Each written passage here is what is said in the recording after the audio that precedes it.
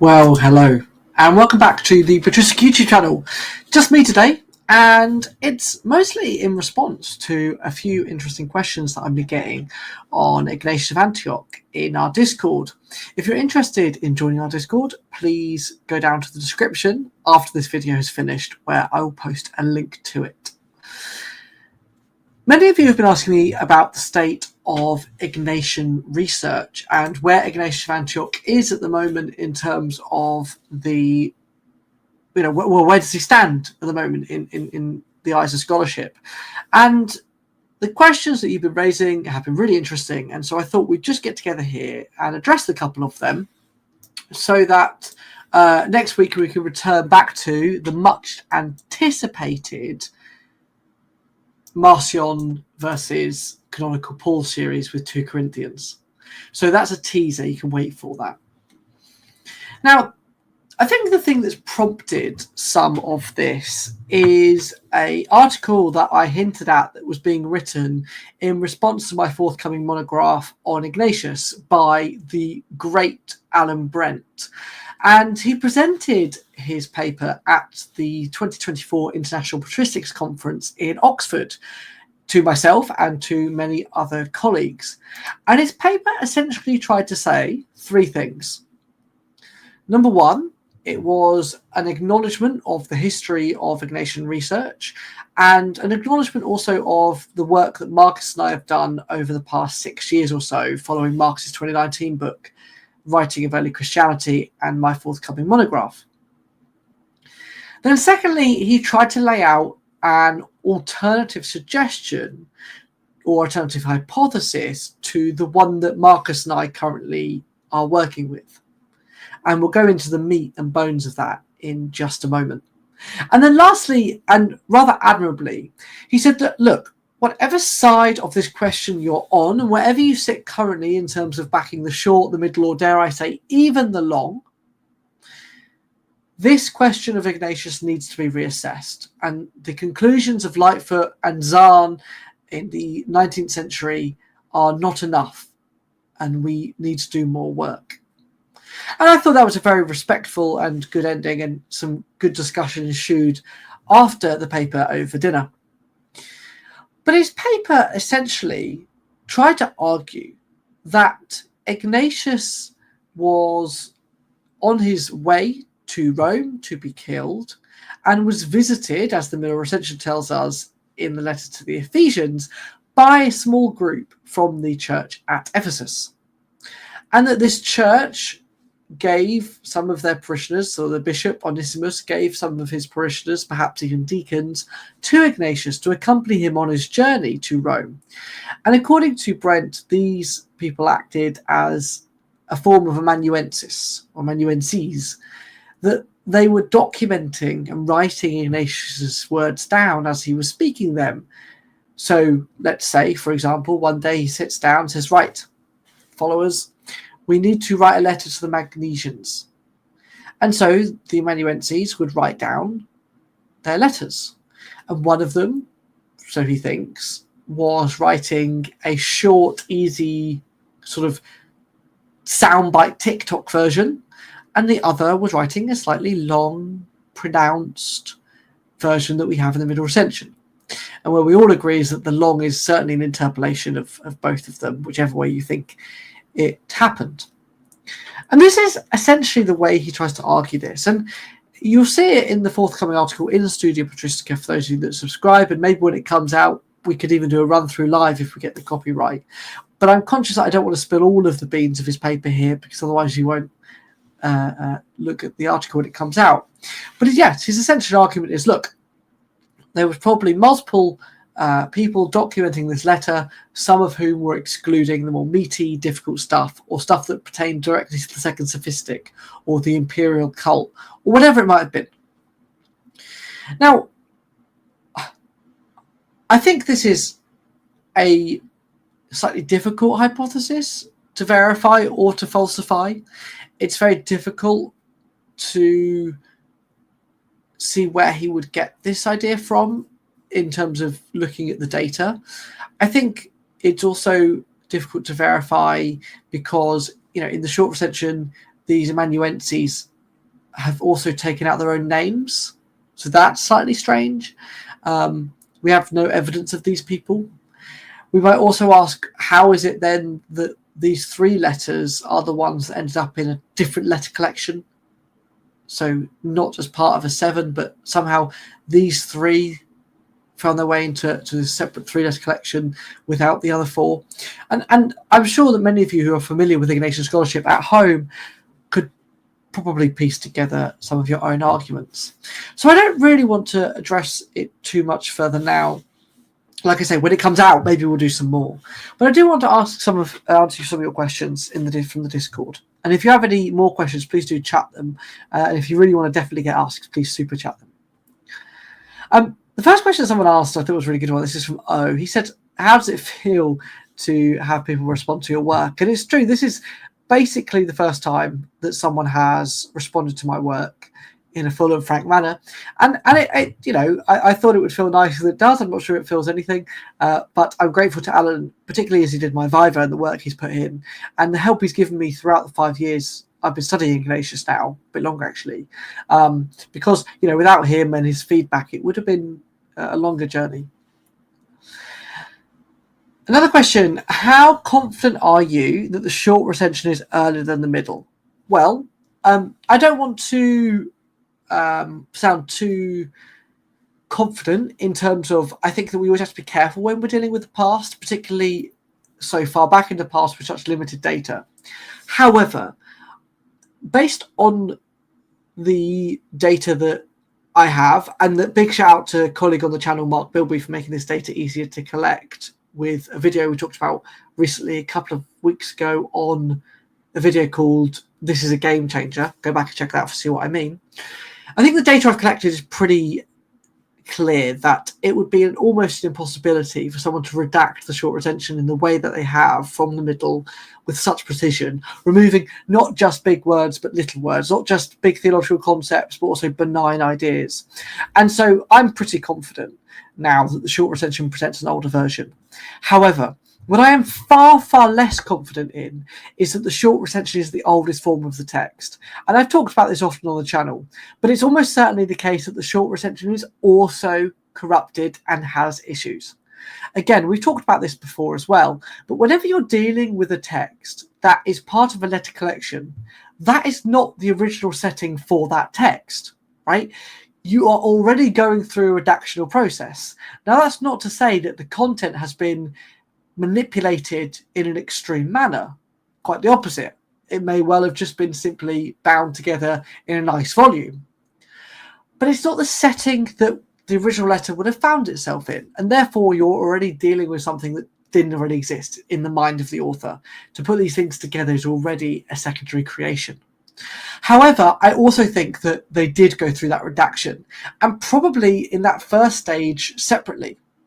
So Polycarp 6, Ephesians 19, and the inscription to Romans all present different issues and anomalies that one does not find elsewhere in that letter. So, for example, in Polycarp 6, we encounter 3 big issues, a paper of which has been written recently on one of the grammatical anomalies that only exist in Polycarp 6 and nowhere else in the Ignatian corpus in any recension. So that's already a strange one. But the 2 big ones that I looked at was, number 1, the use of bishops, priests and deacons in the short recension. They only exist in one place, at least the priests and deacons do, and that's in Polycarp 6. So it seems strange to me that they'd be there. But the second thing, and perhaps even bigger, which William Schradell originally pointed out, is that Ignatius' Polycarp 6 is almost entirely unique in all of ancient Greek literature, in that it changes its addressee from singular, Polycarp, to plural, the community at Smyrna, within one line. Not to mention the fact that in the Middle Ascension, he goes on then to write another letter to Smyrna, despite the fact he just addressed them in a previous letter. So all very peculiar. But the point is that Polycarp 6 presents at least 3 very, very big red flags to me that this text needs to be reevaluated. The second is the star hymn in Ignatius Ephesians 19. And again, I am not the first to notice that this chapter is an anomaly. Dijkgraber, who did just a simple vocab analysis of Ephesians 19, noted that there's several words in there, big words, key words, that Ignatius doesn't know anywhere else. And indeed, he thinks that he could trace this star hymn back to an Aramaic tradition that predates Ignatius. And again, I agree with all of that. And then the last thing that strikes me as strange, and this is more new ground, is the Romans inscription. The Romans inscription is present in obviously the short, the middle, the long, but it also comes to us in two other redactions, in the Metaphrastes redaction and also in another Arabic text. And the inscription is changed actually in the Arabic text to remove some of the praise of the church in Rome. And it's been the view of most scholars that this was a removal and not the other way around, the short, middle and the long adding in. But again, I'm not so sure, and I think that it may well be the case that the inscription was a later addition added by people who wanted to show the seniority of the church in Rome. But again, these are all just simply hypotheses without actual physical manuscripts. So therefore what you have is at least three, and maybe one of them of the three is right, but three issues in three different texts of certain chapters. So that's one of the reasons why I think the short recension may already have been corrupted. But the difference, well, the interesting thing about those three interpolations is that they bear no similarities to one another. So the Polycarp 6, Ignatius 19, Romans inscription, they bear no similarity in the way in which they've been redacted or interpolated. So again, that's why I think this may have happened before the collection even comes together. We might also look to the long recension in Latin and its description of Ignatius as a bishop rather than Theophorus. And only in Polycarp in any recension does that happen. So the long recension of Polycarp refers to Ignatius as bishop, but every other letter collection, every other letter always calls him Theophorus. So again, I think this is an anomaly. All this to say then that yes, I think that the short recension presents the oldest form of the text, but by no means does it mean that it's the oldest, nor does it mean it's the original, nor does it mean that other parts of it are free from corruption. Okay, it's just the oldest full collection that we currently have in the majority, but it's not the oldest period, and it might not present the oldest recension. It may not present the oldest every line, every verse, every word. Continue with the questions. So then someone asked, well, what about the dating of these texts? Now, this is where I think to some extent, again, the short recension is on safer ground than the middle. One of the big key defining factors that our colleague that we mentioned earlier, Alan Brent, uses to help date the Ignatian epistles is the use of the language of the second sophistic. And he therefore argues that this should really date to around 135, something like that, because that's when this sort of second sophistic literature comes back into vogue. The problem is the short recension doesn't have any of this language, and to my mind, therefore presents an earlier form of the text. Indeed, I think that you also have an earlier form of the text based on the work that Marcus and Mark are doing, and partly me, on Marcion. That in the Middle Ascension, Ignatius knows lots about the Gospels, and indeed of Paul, canonical that is. But what's funny is that in the short recension, he loses basically all memory of this stuff. And if we're right about the chronology and the dating of the New Testament, then the short recension fits right in a pre-Marcionite world, where questions like, who is Jesus? Did he have a body? Was he born of a virgin? These questions aren't of an interest to Ignatius in the short recension. Perhaps they are in the short recension Ignatius Ephesians 19, which, again, I don't think is genuine, so we might put that to one side as well. But even if it is genuine, his theology is narrow and shallow. It's not one that is inquiring about the deep mysteries of this new religion. He's just covering a lot of topics very quickly. And even if he does believe that Jesus was born of the Virgin Mary, he's not entering into the same discussions of later councils like Nicaea. I was in contact with someone recently who tried to argue that Ignatius was a Unitarian. And he said, well, of course you think he's a Trinitarian, you're Catholic. And I was like, well, no, actually. Not at all. Because I don't think Ignatius, you could say, was anything. I don't think he has these concepts in his mind at this point. I think he's just writing stuff down about the Father, Son, and the Holy Spirit. And whether he understood the words like hypostatic or homoousios, probably not. I don't think he had these ideas in his head at all. So Ignatius is narrow and shallow in the short recension. And so I think he fits a pre-Marcionite world. And so I do think that the Ignatian epistles that we have in the short recension probably date to the 110s, maybe the 115s, the early hundreds, or the 110s, or the 120s. And then I suppose that naturally generates the second question of where does the Middle Ascension come from? And I think that the Middle Ascension, as Hubner and Lechner and Vincent have pointed out in their works in the late 90s, that the Middle Ascension is probably a late 2nd century work.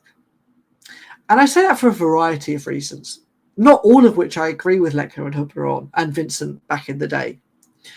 Some of the things that they comment on is what they perceive to be the response of the Middle Ascension to people like Noetus of Smyrna and the Valentinians. And although I am sympathetic to some extent with that, I'm not entirely sure I would go as far as they do to say, well, I can see clear Noetian or Valentinian theology. And what I would say is that the Middle Ascension certainly show signs of the canonical Gospels and the canonical Paul and his theology. And so therefore, if we're right about the dating of the New Testament and Irenaeus or the Irenaean school or a Roman school in a post-Justin world, then Ignatius the Middle Ascension has to fit that late 2nd century time period.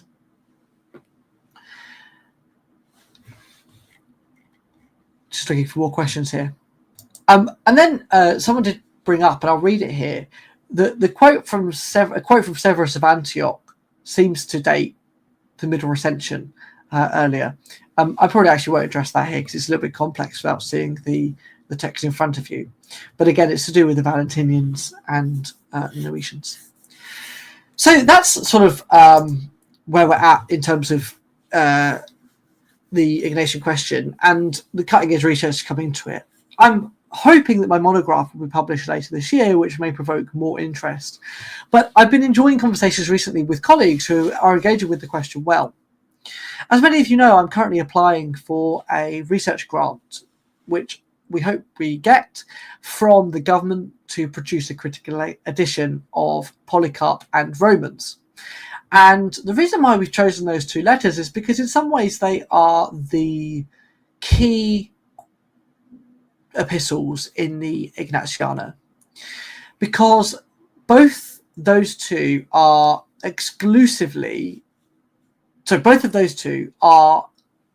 transmitted in a single letter collection, i.e. we have them presented not just part of other collections attached to other letters, but also as individual letters on their own.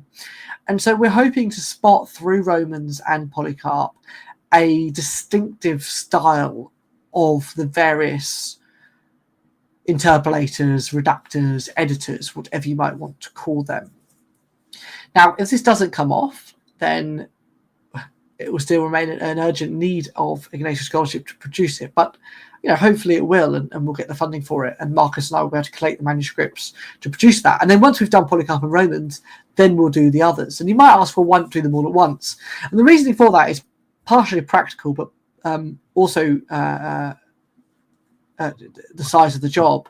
So the research funding we're applying for only has a maximum really of 3 years and a certain budget. And therefore, even to do these two is going to be a massive undertaking and will almost take 3 years, because we also want to produce a commentary and some other things to go alongside it. But the other part of that is that if you were to do all of the Ignatian epistles, my hope would be to do all 17 eventually, not just the 3, the 7, or the 12 or the Session 13. I'd like to do all of them. The task would just be so big. So it's much better to break it down into sections. So to do the 2, then to do the rest of the 7-letter collection, including Ephesians in the short, and then the rest after that. So, that's the hope. Again, I'll keep you updated if we get it. So this is just a short video, really, just to keep you entertained, and I hope it has been at least mildly interesting. We're still waiting for Marcus to return for our scheduled viewing on 2 Corinthians, but like I say, next Friday, that will come out. If you have any further questions about Ignatius of Antioch, please do jump into our Discord, and I'll try to respond as best as I can. In the meantime, stay safe. Bye-bye.